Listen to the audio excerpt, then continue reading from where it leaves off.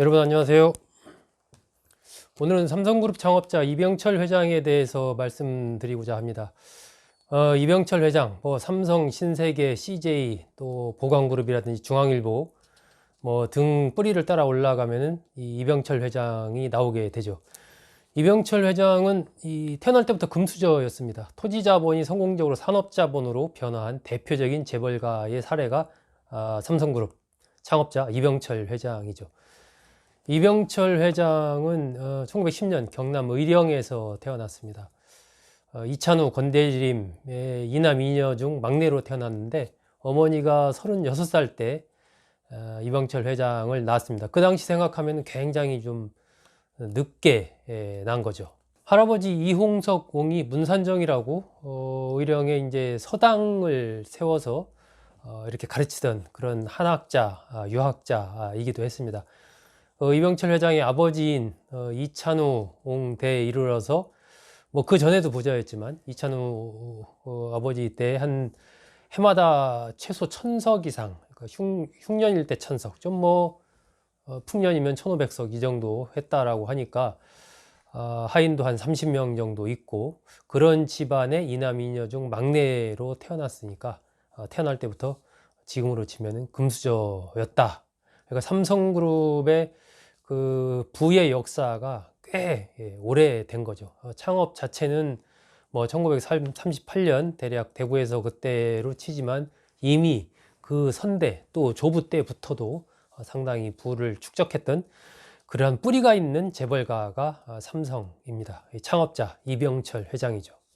5살 때부터 할아버지한테 그 문산정에서 이제 한학을 배웠는데 이렇게 좀 한학적인 머리가 뛰어났던 것 같지는 않습니다. 다른 사람들은 보통 두세 달이면 뗀다는 천자문을 1년 걸려서 뗐다라고 본인 스스로가 호암자전에서 밝혔습니다. 좀 남에게 지기 싫어하는 성격이었다. 그 당시에도 이런 좀 승부욕이 있었다. 이런 표현으로 자신의 성격을 얘기를 했습니다. 그 당시 배웠던 책 중에 논어는 이병철 회장의 일생에 큰 영향을 끼치게 되죠. 11살 때 이제 고향을 떠나가지고 진주로 가서 진주 지수보통학교 3학년에 편입을 합니다. 여기에서 또 운명적인 만남을 갖게 되죠. LG그룹의 창업자인 그 구인회를 거기서 만나게 됩니다. 그래서 구인회 회장과 같은 반이었는데 구인회 회장이 6번, 이병철 회장이 26번이었다라고 합니다. 두 사람은 나중에 사돈 관계로 발전을 하죠. 구인회의 삼남 구자학과 이병철의 차녀 이숙희가 1957년에 결혼합니다. 그러면서 어렸을 때의 친구 관계가 나중에는 사돈 관계까지 발전하게 되고 한 사람은 삼성의 창업자, 한 사람은 LG의 창업자로 우리나라 재계의 거목으로 성장을 하게 되죠. 6개월 정도 이제 지수보통학교를 다니다가 서울로 전학을 갑니다. 가서 이제 수송보통학교에 다니게 되는데 그때도 이 산수는 잘했는데 조선어라든지 일본어, 지금으로 치면 국어, 외국어 이런 건 한 65점에서 70점 정도 이 정도 됐다라고 합니다. 음악이나 미술 이건 거의 낙제점이었다라고 하니까 산수, 경제 수리에는 그 당시에도 상당히 밝았다 이렇게 봐야 되겠죠. 이어서 중동 중학교에 입학을 하게 되고 축구와 테니스 이런 또 운동을 굉장히 좋아해서 굉장히 잘 하는 편이었다고 합니다. 19살 되던 해 가을에 아버지로부터 편지를 하나 받게 됩니다. 너의 혼담이 결정돼서 결혼식을 올리게 됐으니 집으로 와라. 이미 다 신부감이 정해진 상태에서 이제 이런 편지를 받은 거죠. 그래서 19살 때 경북 달성 출신 박팽년의 후손입니다. 박두울과 결혼을 하게 됩니다. 이병철의 장남인 이맹희 전 제일비료 회장이 쓴 묻어둔 이야기에 보면은 외가 쪽이 더 부자였다 이런 얘기를 합니다. 당시에 기우는 혼사였다 이런 얘기가 오갔다라고 하니까요. 이 박두울 여사 쪽이 훨씬 더 부자였다. 그러니까 결국은 이병철 회장도 금수저였는데 부인인 박두울 여사 쪽은 더 금수저였던 것 같습니다. 이병철 회장은 4학년 1학기를 마치고 일본 유학길에 오르게 되는데 여기서도 인생의 큰 하나의 깨우침을 주는 일을 겪게 됩니다. 일본으로 가는 배 안에서 이제 안호상 박사를 만나서 같이 이제 2등 선실에 있다가 배가 많이 흔들리고 이러니까 1등 선실로 가려고 나가서 밖에 나가서 1등 선실로 올라가려고 하죠. 그때 일본인 형사가 입구에서 가로막습니다. 조선인들은 안 돼. 이렇게 얘기를 하죠. 거기에서 이병철 회장이 나라 잃은 그 서러움을 뼈저리게 느낍니다. 그러면 나라가 일단 강해야 된다. 강하려면은 나라가 경제적으로 풍요로워야 된다. 경제적으로 풍요롭기 위해서는 사업을 해야 된다. 나중에 이제 사업의 길에 나서게 되는 하나의 사건을 이때 겪게 되죠. 일본 와세대학 정경과에 입학을 해서 다니게 됩니다.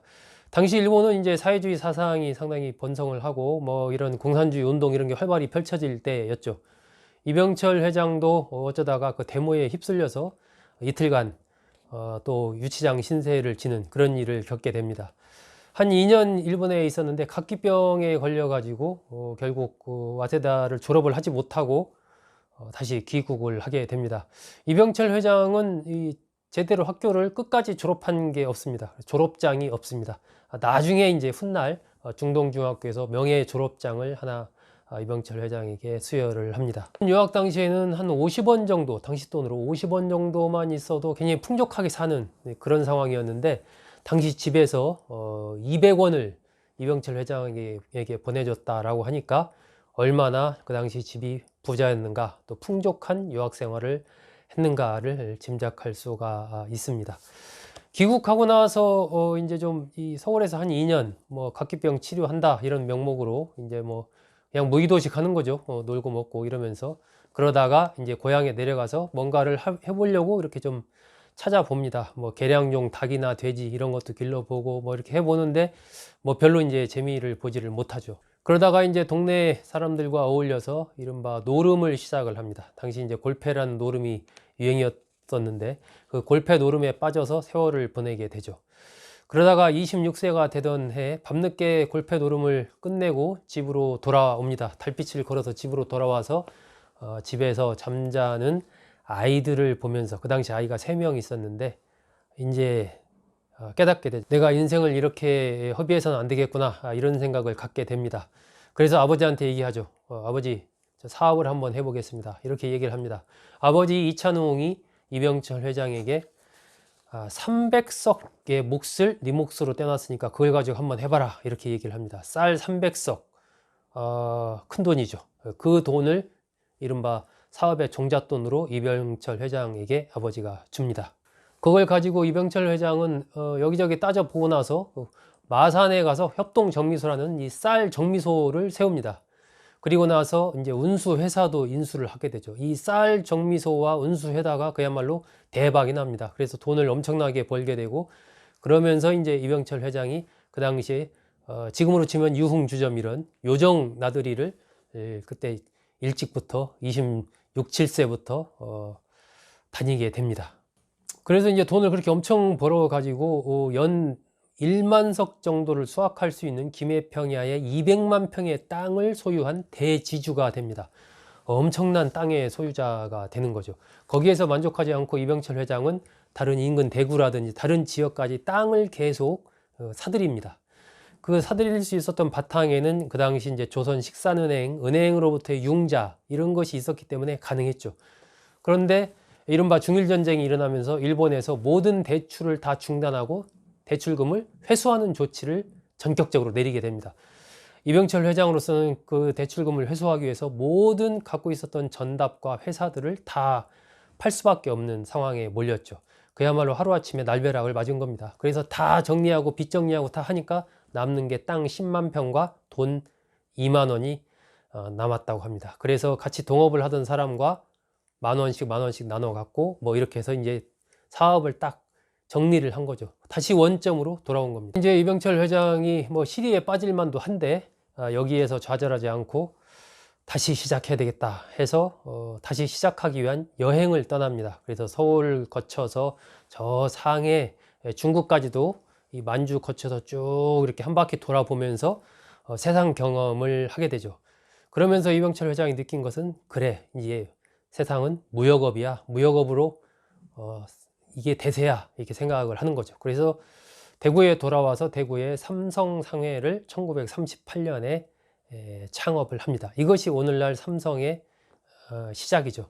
그래서 무역업을 중심으로 사업을 다시 시작을 합니다. 이름을 삼성이라고 지은 것은 크고 강력하고 영원히 번성하라 라는 뜻에서 삼이라는 것이 우리 민족에게 굉장히 길한 수, 별이라는 것은 영원히 빛나는 것, 그렇기 때문에 삼성, 여기 따서 이름을 지었습니다. 그 이후에 양조업에도 진출을 합니다. 그러니까 이병철 회장이 했던 정미소, 운수업, 또 이 무역업, 양조업 이런 것이 지금 본다면은 좀 굉장히 시대에 뒤떨어진 것일 수도 있지만, 당시에는 굉장히 첨단, 가장 돈 많이 버는 사업들이 뭐 그런 거였습니다. 그 시대 흐름을 읽고 나름대로 사업에 진출을 했던 거죠. 그러면서 양조업에서도 엄청난 돈을 벌어들여서 뭐 그때는 이제 국내의 요정만이 아니고 일본까지 원정 가서 요정 나들이를 하고 그렇게 생활을 합니다. 해방이 되면서 이제 서울로 진출을 합니다. 그러면서 이승만 대통령도 만나게 되죠. 이승만 대통령은 이병철 회장의 아버지인 이찬우 옹과 인연이 있습니다. 과거에 독립협회 활동 등을 같이 하면서 알고 있는 관계였기 때문에 그 당시 이미 인사를 한 적이 있기 때문에 이병철 회장이 서울로 와서 이승만 대통령을 만나서 인사할 수가 있었던 것이죠. 1948년에 종로 2가에 삼성물산공사를 설립을 합니다. 그런데 1950년 한국전쟁이 일어나죠. 이병철 회장은 당시 한국전쟁이 일어났을 때 피난을 가지 못했습니다. 서울에 남아서 그 기간을 인민군 치하의 어려운 시기를 겪었죠.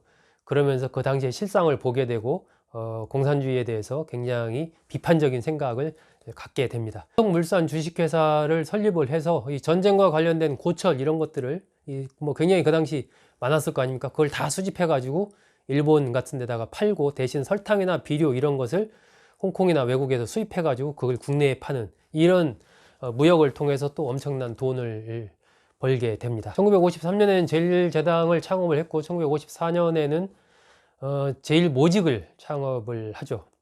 그러면서 제일모직의 대표 브랜드 골덴텍스, 저도 기억합니다. 여러분 그 상표 기억하시죠? 골덴텍스를 내면서 그 당시 국내 시장을 장악하고 있었던 외국 브랜드들을 다 물리칩니다.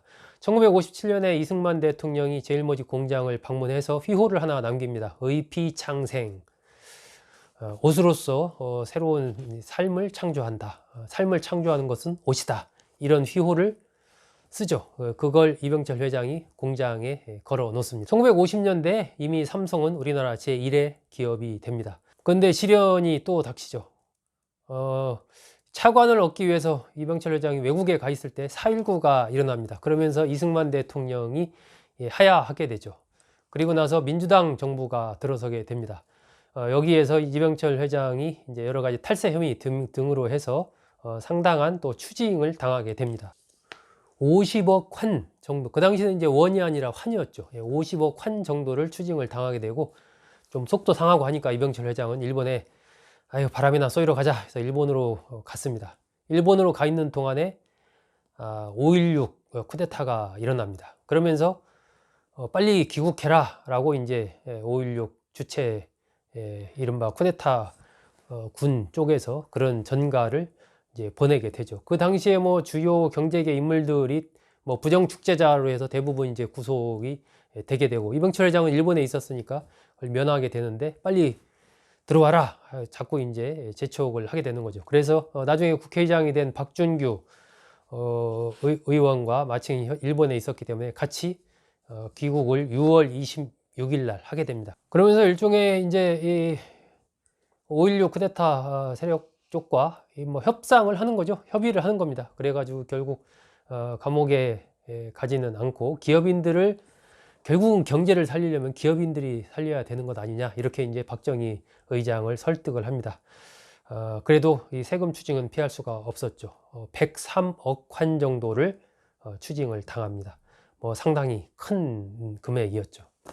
이병철 회장이 생전에 맡은 유일한 공직이 한국경제인협회 회장, 1961년이었는데 이걸 맡습니다. 뭐 전경련의 전신이라고 할 수 있죠. 그리고 박정희 의장에게 산업단지를 만들어야 됩니다, 뭐 이렇게 얘기를 해가지고 울산 산업단지를 처음으로 만들게 됩니다.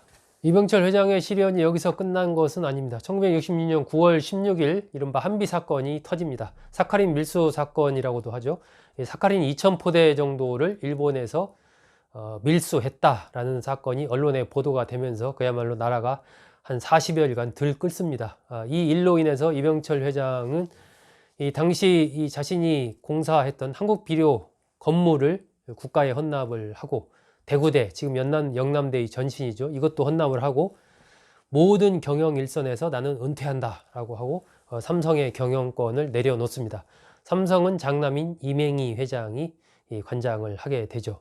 이병철 회장은 이 사카린 밀수 사건, 한비 사건과 관련돼서 파란만장했던 나의 생애에서도 굉장히 쓰디쓴 경험이었다라고 이 부분에 대해서 굉장히 좀 비판적으로 그렇게 얘기를 하고 있습니다. 당시 사건이 어쨌든 군사와 정부와의 여러 가지 그런 협의 속에서 진행이 된 부분이었는데, 이 권력 내부의 권력 갈등 속에서 불거지면서 자신이 유탄을 맞았다, 아마 그런 생각을 한 것으로 보입니다. 이병철 회장과 박정희 전 대통령의 사이는 뭐 그렇게 좋은 편이 아니었습니다. 이병철 회장은 박정희 전 대통령을 만주 군관학교를 나온 천박한 군인으로 좌익이었던 동료들을 배신한 신이 없는 사람, 이런 개념으로 좀 생각을 했고, 박정희 전 대통령은 이병철 회장을 돈 많은 집안에서 태어나서 물 쓰듯이 돈을 쓰는 그런 이른바 한량 비슷한 뭐 그런 개념으로 또 생각을 했던 거죠. 두 사람이 그렇게 관계가 좋지는 않았지만, 또 그렇다고 해서 완전히 박정희 전 대통령이나 이병철 회장이 서로에 대해서 노골적으로 어떤 반감을 표출하거나 칼을 대거나 뭐 이러지는 않았습니다. 서로의 필요한 부분이 있었다라고 봐야 되겠죠. 이병철 회장이 이제 나중에 복귀를 하게 되는데, 복귀하는 과정에서 삼성의 지배체제에 큰 변화가 일어나는 일이 발생합니다. 이병철 회장의 차남인 이창희 씨가 정부에 투서를 하죠. 아버지가 탈세를 했고 외화 밀반출 등을 했습니다 라고 하면서 자료와 함께 정부에 투서를 하게 되고, 그 사실을 이병철 회장이 알게 됩니다. 그리고 그 배후에 장남인 이맹희가 있다라고 이병철 회장은 생각을 하게 되죠. 그래서 이창희, 이맹희, 장남과 차남이 둘 다 후계구도에서 밀려나는 결정적인 사건이 이때 벌어지게 됩니다. 이병철 회장은 한때 정치권 진출도 꿈꿨습니다. 하지만 여러 가지 따져보고 또 주변 사람들의 의견을 듣고 나서 포기를 하고, 어떻게 하면 정치권 간 것보다도 더 큰 영향력, 또 사회에 기여할 수 있는 바가 무엇일까 고민을 하다가 언론계에 진출을 결심을 합니다. 그래서 TBC를 창업을 하고 중앙일보를 뒤이어서 창간을 하게 되죠. 형은 70년대에 들어서 그야말로 문어발적으로 획기적인 발전을 하게 됩니다. 1972년에 제일합섬을 설립을 합니다. 14년에는 삼성중공업과 삼성석유화합을 또 창업을 하죠. 75년에는 종합상사 1호로 삼성종합무역상사를 또 창업을 합니다. 77년 삼성종합건설, 78년 삼성정밀.